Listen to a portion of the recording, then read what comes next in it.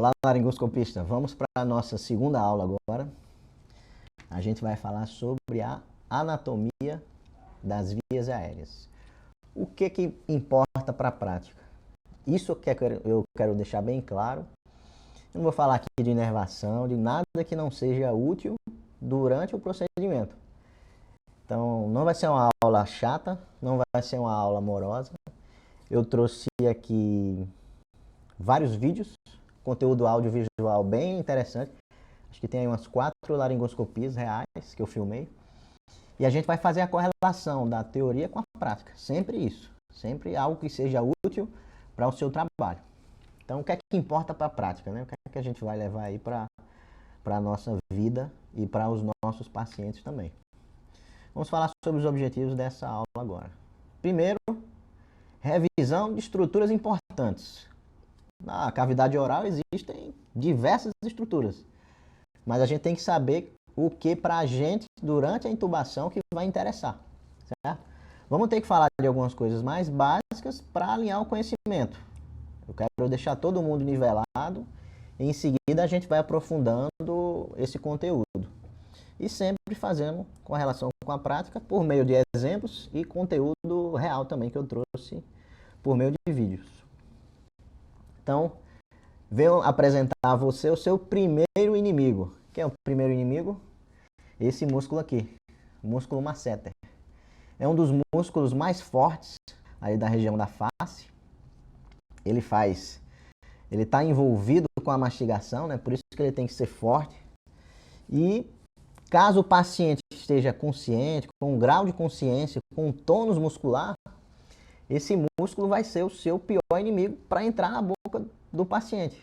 Porque ele vai fazer força e você não vai conseguir nem introduzir a lâmina na cavidade oral do paciente. A não ser que você quebre os dentes dele, né? Que a gente não quer de jeito nenhum.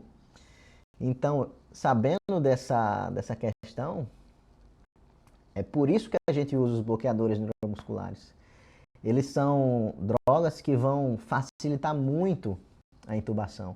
Eles tiram tônus, eles tiram essa força, eles deixam o paciente mais flácido e, consequentemente, você vai fazer bem menos força para intubar eles agora. Então, veja só. Up to date, falando um pouquinho sobre sequência rápida, né, em adultos. O que é que ele fala sobre o masseter? Depois que a flacidez é atingida, uma avaliação do tônus do músculo masseter, ele pode ser executado. E é percebendo que o masseter está bem relaxado que você vai dar prosseguimento à intubação orotraqueal. E aí entra o nosso bloqueador, como eu falei, né? Um excelente bloqueador que está disponível na maioria das emergências, UTIs, enfim, é a succinilcolina. E qual é a vantagem da succinilcolina sobre os outros relaxantes neuromusculares? A succinilcolina, ela mostra para você que o paciente está sendo afetado e vai chegar um ponto que ele vai fascicular e no final da fasciculação você vai ter a certeza que ele está relaxado. E aí eu trago esse vídeo para você mostrando o paciente fasciculando. Eu vou olhar o paciente fascicular, a gente vai conseguir ver aqui no vídeo. E depois que ele fasciculou, eu vou tentar abrir a boca dessa paciente mais uma vez e você vai perceber que é bem mais fácil de abrir a boca dela depois da fasciculação.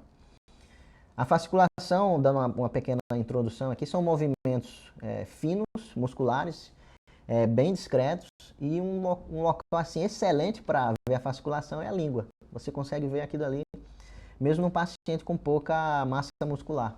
Às vezes é um vovô magrinho, um paciente bem caquético, você não vai ver muito bem. Mas na língua dá para perceber com bastante acurácia. Vou dar play aqui. Então eu estou lá, ó, tentando abrir a boca da paciente. Olhei melhor agora, ó. Fiz força, não consegui abrir de uma forma tão adequada, mas eu estou observando a língua dela. Olha o que é que vai acontecer com a língua, ó. Fasciculação. Começam a ver a fasciculação, observa a fasciculação, vai chegar uma hora que vai parar. A succinil vai ter agido. Parando, fasciculação parou, eu vou lá, ó. Olha como abre mais fácil. Eu consegui introduzir o dedo. E aí você não vai ter medo, o paciente não vai morder você, o paciente não vai reagir, não vai se mexer mais. Então, antes e depois da fasciculação, você tem o visual, você tem a referência de que a medicação está agindo e quando a fasciculação acaba, você pode dar seguimento. O masseter não vai ser mais o seu inimigo. Agora ele está ultrapassado. Esse slide ele vem mostrar para você as outras barreiras que a gente vai enfrentar, né? Depois do masseter, a segunda barreira é a língua. Então, o paciente, às vezes, ele tem a língua maior, ele tem aquela língua cheia de saliva e ela fica balançando lá e dificultando a sua intubação. Essa foto aqui é para mostrar para você que a língua ela pode ser deslocada, né? Ela deve ser deslocada e é o nosso segundo inimigo, que é uma visão lateral. Depois da língua, a gente vai ter que identificar outras estruturas que vão ser importantes para a gente. Durante a laringoscopia, você tem que olhar e tem que perceber essas estruturas aparecendo para você se localizar. Como é que a laringoscopia deve ser? Ela deve ser uma atitude progressiva. Você não pode introduzir a lâmina e já esperar chegar onde você quer. Você tem que ir progressivamente, identificando língua, a úvula, os arcos, e assim até chegar na valécula e epiglote. O objetivo final nosso é chegar na epiglote. A epiglote vai ser a nossa pedra fundamental, né? Vai ser o nosso norte. Mas até lá, a gente vai identificando outras estruturas. Depois da língua, a gente vai procurar a úvula. Essa região aqui, a úvula, sem problemas. A maioria das laringoscopias a gente vai conseguir ver a úvula. Em algumas laringoscopias, e é bem comum, está o arco palato-glosso. Essa estrutura aqui. O arco palato-glosso. A gente vai conseguir ver um feixe lá de tecido que liga a parte do palato mole aqui essa parte posterior da língua lateral. Depois tem a região onde estão as tonsilas, que é essa região aqui. E a gente vai conseguir ver também alguns pacientes que têm a tonsila mais hipertrofiada. Você vai conseguir identificar, ó, aqui está a tonsila. Vamos progredindo. Então vamos para um exemplo agora de uma laringoscopia. Eu não vou falar muito da técnica da laringoscopia, né? Entrada direita para a esquerda, enfim, isso a gente vai falar na aula da laringoscopia. Eu quero falar aqui sobre as estruturas anatômicas. Então perceba que eu já fiz todas as drogas, né? O paciente está relaxado, bloqueado. Eu já consigo colocar a lâmina com facilidade, já vou afastando a língua aqui. O meu dedo aqui está protegendo os dentes. Ó, a úvula apareceu, ó. Já conseguimos ver a úvula, bem visível. E aqui apareceu a epiglote. Não deu para ver os arcos, o arco palato-glosso, né, do lado direito aqui do paciente. Mas a gente identificou a língua, né, ultrapassamos a língua. Está aqui a úvula, nessa região, sendo iluminada. E apareceu a epiglote. Encaixei lá na valécula e fiz a força. Apareceu lá, onde eu introduzi o tubo. Aqui um pouquinho do arco palato-glosso, ó. Essa região aqui, esse feixe aqui de tecido, você pode ver. Mas já não interessa mais, eu já cheguei onde a gente quer. É aquela visão que todo mundo quer ter, né? Aquela visão que dá o alívio, que você se sente realizado. Tá lá, tô vendo, o paciente agora está entubado, passei o tubo sem problemas. Depois da língua, depois da úvula, depois do arco palato-glosso, às vezes as tonsilas, né? Tá aqui uma tonsila do lado esquerdo, aqui a tonsila do lado direito do paciente. A gente vai chegar na nossa referência principal, que é a epiglote. Eu costumo falar que a gente não faz a laringoscopia, né? A gente faz a epiglotoscopia. Por quê?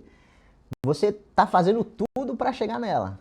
A estrutura final que você quer visualizar, que vai dar a referência para você chegar na traqueia, na glote, é a epiglote. Ela que está por cima da glote. Então, o que é importante saber dela, né?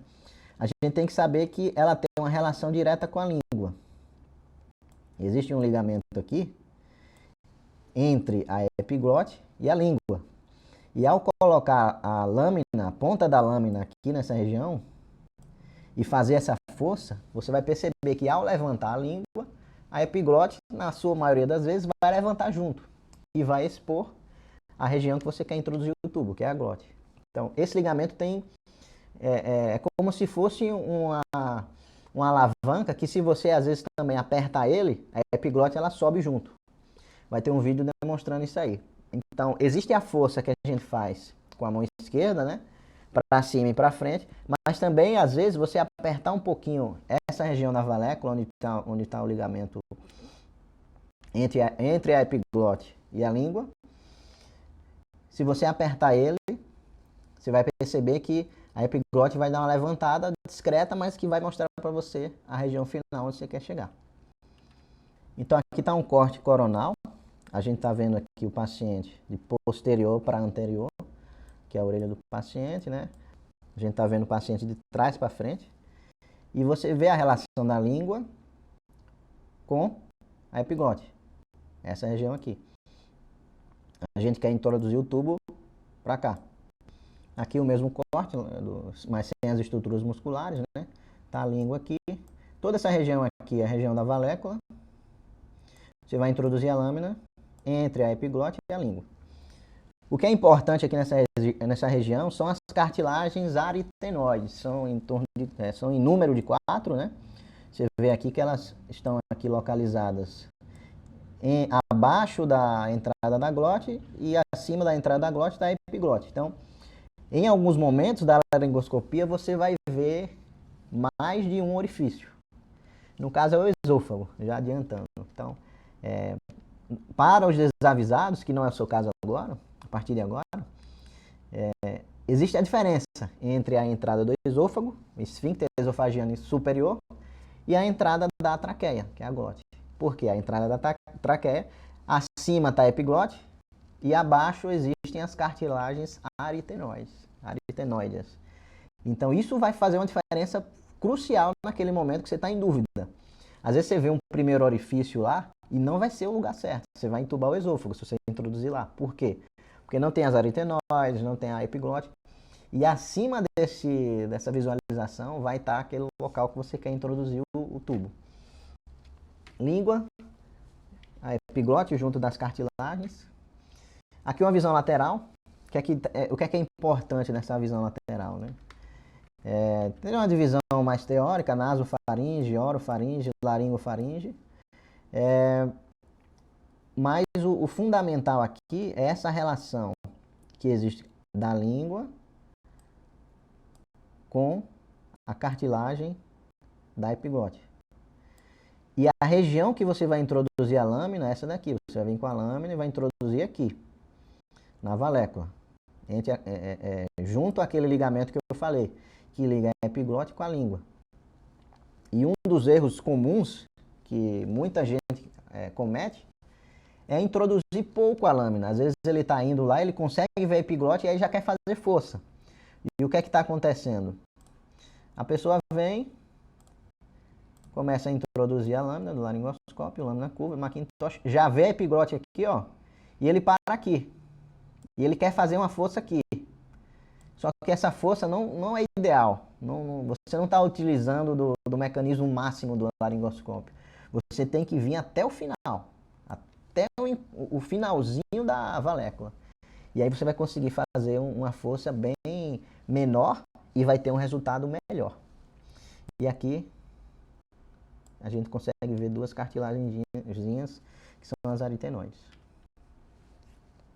A gente viu um desenho, né? Vamos ver. A gente viu uma gravura, agora vamos ver um desenho anatômico. A língua, a gente vê a face oral da língua, né? A superfície da língua, que o palato duro, o palato mole e a epiglote em si. Mais uma vez, introduza sempre a ponta da lâmina curva aqui nessa região final.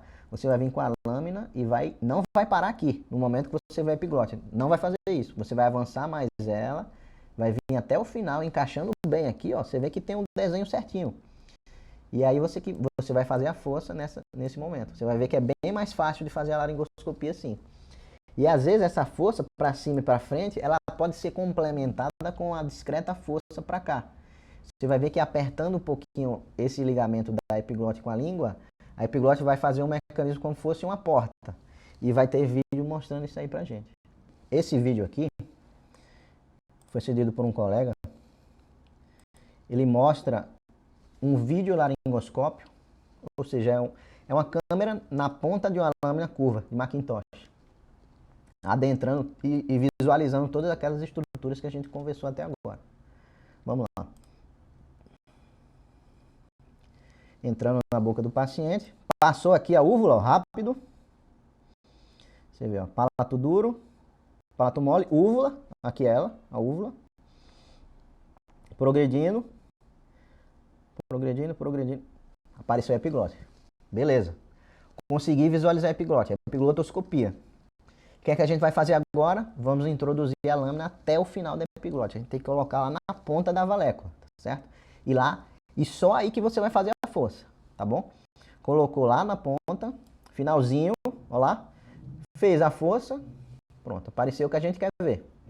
As cartilagens aritenoides aqui, ó, e a entrada da glote. Cordas vocais, também podemos ver aqui, ó. Esses dois feixes são as cordas vocais. O paciente está bem relaxado, você vê que as cordas vocais estão afastadas. Isso também é um sinal que o paciente está bem relaxado. Em alguns momentos você vai ver que a corda vocal vai estar juntinha uma da outra, quando ele não está bloqueado de forma ideal. Tem vídeo também disso aí. Mas revisando a anatomia, você vê que no momento aqui ele bateu nas aritenoides, olha lá. Ó. Nesse momento ele deu encostada nas aritenoides, normal, tranquilo. Mas você vê que elas estão presentes, você vai passando lá o tubo, avança um pouquinho. Alguns tubos ele tem essa marquinha preta aqui, ó, que você para depois que passa das cordas vocais. Passou da corda vocal, parou. Ele introduziu até um pouco mais aí, mas tudo bem. Não é o ponto desse vídeo. Falando das cordas vocais, né, que a gente conversou agora. Paciente que não está relaxado ou que você fez o relaxante muscular e não deu tempo de agir porque você foi muito rápido, foi o que aconteceu comigo no vídeo que eu vou mostrar para você. As cordas vocais estarão com tônus. Estarão dessa maneira aqui, fechadas. E aí você vai ter que forçar ela. Infelizmente, nessa situação, ou você vai aguardar alguns segundos para ver se elas relaxam, ficam dessa outra maneira aqui, ou você vai ter que forçar um pouco, porque é a via aérea do paciente que está em jogo. E aí você corre alguns riscos, né? Principalmente de causar uma lesão, uma corda vocal, e o paciente ficar disfônico depois com a lesão. Mas não é o que eu quero ressaltar agora. Então a corda vocal, idealmente, ela tem que estar bem aberta, ela tem uma coloração branca, e você vai ter que identificá-las também. É uma das características da região onde a gente quer introduzir o tubo. A epiglote está em cima, tem as aritenoides, tem as cordas vocais. Parece óbvio isso, mas em alguns momentos você vai ver mais de um orifício. Isso que vai tirar a nossa dúvida. Aqui as cordas vocais. Então vamos lá mostrar um vídeo que ele vai ter essa característica de mais de um orifício. Vamos lá. Fazendo a laringoscopia, introduzir laringoscópio. Eu uso meu dedo para proteger o dente aqui, fazer uma leve tração. Nesse vídeo aqui, ó, perceba que a língua não está muito bem posicionada. Você pode perceber que a língua está um pouquinho solta aqui. Era para a língua estar mais para a esquerda, mas tudo bem. Foi que apareceu aqui, ó, eu vim progredindo. Opa, tem um orifício ali. Percebe? Tem uma região que dá para pensar que aqui é a entrada da glote. Dá para pensar que é aqui que você vai entubar o paciente. Não é aqui. Esse é o esôfago, é a entrada do esôfago. Aqui você vai entubar o esôfago do paciente. E quem é que vai aparecer em seguida do vídeo? Eu vou baixar um pouquinho a cabeça, vou visualizar melhor. Olha lá. Duas entradas, né? Tem uma entrada aqui mais para posterior do paciente, que é a entrada do esôfago. Deixa eu pegar um momento aqui que para os dois. Aqui. Entrada do esôfago. E aqui em cima, a entrada que a gente realmente quer, que é a entrada da glote, a entrada da traqueia. Então perceba que para uma pessoa que não tem experiência, uma pessoa que está começando, ele pode parar nesse momento inicial aqui. Ele viu essa entrada, Opa, é ali que eu introduzo o tubo. Tá entubado, certeza. Meu CRM em risco. Mas não tá no esôfago. É um erro comum que acontece, pode acontecer. E não tem problema, pode acontecer. O importante é você detectar que está entubado pelo esôfago. Então, eu passei o tubo naquele orifício superior. Mais outro vídeo, também com essa diferença. Esse paciente também deu para ver o esôfago. No momento de concentração, você tem que saber fazer essa diferenciação. Vamos lá, progressivamente, introduzindo. Epiglote, beleza. Cheguei na epiglote, encaixei bem. Vou fazer a força. Fazendo a força, opa, apareceu um orifício ali, ó. Perceba que tá aqui um orifício. Ele não tem relação direta com a epiglote, percebam. Ele não tá do jeito que a gente viu da anatomia. Ele tá mais para a direita e a epiglote tá bem mais para a esquerda aqui, na nossa visualização, né? Então, a gente também não consegue ver corda vocal, a gente não consegue ver as cartilagens aritenoides. Dando seguimento, você vê que eu vou baixar um pouquinho a cabeça e vou conseguir ver as aritenoides. E são elas que vão tirar a minha dúvida. Eu estou vindo com a mão direita aqui, ó, para fazer uma manobra de manipulação. Ó, aritenoides apareceu, deu para ver um relance lá da entrada da glote. Essa imagem aqui que tirou a dúvida. Eu consigo ver as aritenoides, bem claro aqui. Eu já esqueci até aquele outro orifício. E eu sei que é aqui que eu vou introduzir o tubo, não é naquele outro lá. Esqueci aquele. A minha visualização na hora lá estava melhor. Mas como eu estou com uma câmera aí, não deu para ver com tanta clareza. Mas esse paciente é facilmente entubado. Teve um momento lá que eu fiz a manipulação e deu para ver que realmente aqui tem um orifício. Aqui, ó. Nesse momento aqui. Você consegue ver uma pontinha do orifício lá. Com o fio guia é muito fácil de entubar esse paciente. Você vai lá e é só acertar o alvo. O importante é saber qual é o alvo certo. Essa paciente aqui foi aquele exemplo que eu falei nas cordas vocais. Foi um caso interessante. Eu estava de plantão, era uma paciente gestante e ela foi submetida a uma reabordagem porque existia uma dúvida em relação a uma lesão de ureter. E aí ela teve que ser reoperada. Paciente gestante é considerada de estômago cheio. Então a gente tem que fazer sequência rápida. Ela poderia estar de jejum de 10 horas. Como ela está em puerpério agora, né? Ela teve o filho há 2 dias, ainda é estômago cheio. Então temos que fazer a intubação em sequência rápida, sedação em sequência rápida. Fentanil, propofol, succinilcolina. Nesse caso, posicionei ela, deixei tudo de acordo, mas eu fui tão rápido, eu não esperei a succinilcolina fazer o efeito dela, que eu mostrei para você naquele vídeo lá da fasciculação da língua. Então eu fui com tanta velocidade que as cordas vocais ainda não estavam 100% relaxadas. E aí você vai ver que as cordas vocais elas estão bem paralelas, elas não estão abertas daquele jeito que a gente viu. Eu consigo até encostar a ponta do tubo lá, tento dar uma entrada, mas ela tem resistência. E aí eu forço um pouquinho e consigo entubar a paciente. Não é o ideal, mas eu não estava disposto a correr esse risco da paciente broncoaspirar naquele momento ali de 10 segundos, ou começar a desaturar, enfim. Eu decidi colocar na balança esse risco versus o benefício. Então vamos lá. Já sabia que ela estava relaxada, mas não estava num ponto ideal de relaxamento. Fui avançando. Coloquei a lâmina. Você vê que eu estou mexendo mais, né? Estava bem mais rápido. Cordas vocais, olha lá. Você vê que eu já saí em cima, né? Eu nem fiz tão progressivamente assim. Eu já saí em cima lá. Se a gente vê aqui as cordas vocais, ó, essas estruturas brancas. Epiglote. Você vê que, ó, eu deixei de fazer um pouquinho de força, a epiglote caiu já. Vou fazer mais uma vez a força, ó. Perceba que essa força que eu fiz aqui nesse momento não foi a força tradicional de para cima e para frente. Eu fiz esse movimento aqui. O movimento de empurrar a pontinha aquele ligamento lá que a gente falou, né? E aí mantive aí, ó, como as cordas vocais estão. Tentei, foi. Perceba que há uma resistênciazinha, né? As cordas vocais têm tônus. Foi. está entubado. Vamos insuflar o cuff e garantir a via aérea da paciente. Então, essas estruturas foram as estruturas fundamentais que você precisa saber para evitar de entubar o esôfago. Caso você entube o esôfago, identifique que é uma intubação esofágica e sempre, à medida que for possível, faça uma laringoscopia progressiva. Língua, úvula, o arco, às vezes você pode ver também. Algumas vezes as tonsilas, a gente vai ver em outros vídeos. Percebeu a epiglote? Maravilha. Vamos encaixar até a valécula, aquele finalzinho lá na ponta do ligamento. Isso falando da lâmina curva, né? Lâmina de Macintosh. E aí você vai fazer a força. Existem dois tipos de força, a gente vai discutir na aula de laringoscopia isso aí. E você vai ver cordas vocais, você vai ver a abertura da glote, você vai ver a epiglote e as cartilagens aritenoides. Aqui eu quero falar o pós-intubação.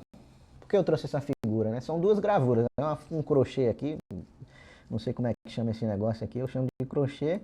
E esse desenho aqui também. Por que eu trouxe essas duas figuras? Percebam que aqui está a traqueia, e aqui a bifurcação, né? Para os brônquios. Brônquio direito, brônquio esquerdo, brônquio direito, brônquio esquerdo. Essas figuras, elas estão erradas, certo? Não é assim que é na vida real. Não existe isso aqui. Essa divisão não é dessa maneira. Por quê? Qual é a divisão anatômica, né? A divisão que é da vida real mesmo? É assim, é desigual. O coração, ele desloca o brônquio esquerdo mais para cima. O brônquio direito, ele é mais, ó, esse ângulo é menor e esse ângulo aqui é maior. Mesma coisa aqui. Tem aqui o brônquio direito, é um ângulo mais suave, e o brônquio esquerdo é um ângulo um pouco maior. E isso vai interferir o quê, afinal de contas, né? Principalmente nas intubações seletivas. É por isso que quando a gente introduz muito o tubo, a tendência é esse tubo ir para o pulmão direito. Por quê? O brônquio direito, ele é mais retilíneo em relação a esse trajeto aqui. Então o tubo vai dar preferência a fazer esse sentido do que fazer uma dobra aqui meio que impossível. Então, normalmente a intubação seletiva vai vir para o lado direito. Por isso que acontece, né? Por essa característica anatômica que a gente tem. Então, o brônquio direito, ele é mais reto. O tubo tende a ir naquela direção mais reta. Fora isso, né? Quando o paciente broncoaspira, é uma outra característica anatômica. Já sabendo que o líquido vai para o lugar mais fácil, né? Provavelmente o líquido vai vir para o lado direito, porque é o trajeto, né, que o tubo faz. O líquido também, que ele broncoaspirou, também vai fazer isso. E a primeira saída, se o paciente estiver deitado, né, se ele broncoaspirar, provavelmente ele vai estar deitado, na maioria das vezes. Essa primeira saída aqui, para o lobo superior direito. Então, questão de prova, até pacientes da vida real mesmo, broncoaspirou, provavelmente vai cair no pulmão direito, o bronco aspirado. E provavelmente vai ser na parte superior do pulmão direito, porque é a primeira saída do pulmão. Fazendo uma interligação, depois que você entubar o seu paciente, você tem que auscultar. O ACLS, o ATLS, ele prega isso. Então, você sempre vai para onde você não quer que o tubo tenha ido. Então, intubou o paciente, o primeiro lugar que você não quer é o estômago. Então você vai auscultar primeiro o estômago. O segundo lugar que o tubo geralmente você não quer que ele vá para o pulmão esquerdo, você ausculta o pulmão esquerdo, depois ausculta o pulmão direito. Então, provavelmente aí você vai conseguir detectar sempre a intubação esofágica primeiro, depois você pode auscultar o pulmão esquerdo e em seguida o pulmão direito. Conclusões da nossa aula de anatomia. É importante conhecer a anatomia, obviamente, né, para você diferenciar o esôfago da entrada da traqueia. Fazer sempre o avanço progressivo, que é bem preconizado aqui, eu bati muito nessa tecla. E cuidado com os erros frequentes. Introduzir demais o tubo, intubação seletiva, intubação esofágica, enfim. A gente vai falar isso aí o curso inteiro. Bom, essa foi a aula de anatomia. Agora estamos nivelados. Falaremos a mesma língua. E vamos agora para uma aula que vai evitar que você se ponha em alguns apuros aí, que é a aula de avaliação da via aérea. Vamos lá.